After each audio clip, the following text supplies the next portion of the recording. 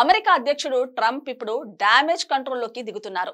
సుంకాల పేరుతో తెగరెచ్చిపోయిన ఆయన ఇతర దేశాలు ఇస్తున్న షాక్లతో దిగిరాక తప్పని పరిస్థితి నెలకొంది.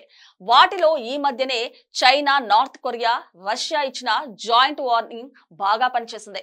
అంతేకాదు తన మొదటి దఫా అధ్యక్షుడిగా ఉన్న సమయంలో నార్త్ కొరియాపై చేసిన ఓ పని ఇప్పుడు బయటపడడంతో మరింత చిక్కుల్లో పడ్డారు ఆయన. ట్రంప్ దక్షిణ కొరియా పర్యటనకు సిద్ధమవుతున్నట్టు తెలుస్తుంది. ఇదే పర్యటనలో ఆయన చైనా అధ్యక్షుడు జింగ్పింగ్ తో కూడా భేటీ కానున్నట్టు సమాచారం. దక్షిణ కొరియాలో ఆసియా పెసిఫిక్ ఆర్థిక సహకార వాణిజ్య మంత్రుల సమావేశం అక్టోబర్లో జరగనుంది.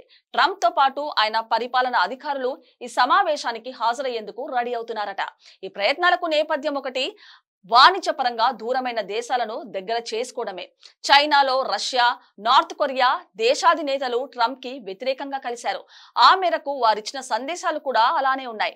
దానికి ట్రంప్ తమ దేశంపై కుట్ర చేశారంటూ ఈ మూడు దేశాలను ఆడిపోసుకున్నారు. అయినా కూడా ఫలితం లేకపోవడంతో ఇక ట్రంప్ కాళ్లబేరానికి సిద్ధమవుతున్నట్టు చెప్తున్నారు.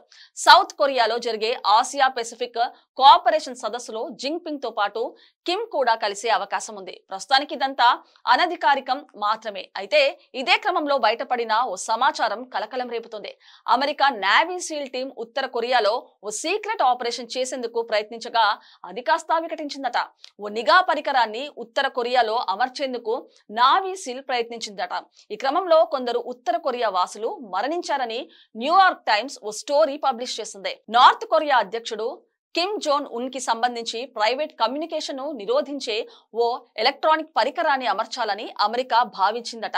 నిఘా సమాచారాన్ని వాషింగ్టన్ కు అందజేయాలన్నది ఈ ఆపరేషన్ టార్గెట్. ఇది రిస్కీ ఆపరేషన్.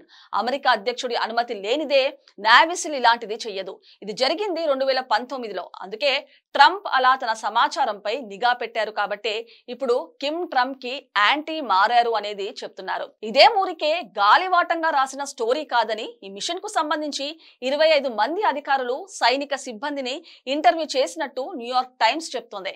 ఈ పరిణామాల నేపథ్యంలో ట్రంప్ సౌత్ కొరియా టూర్ ఆసక్తి కలిగిస్తోంది.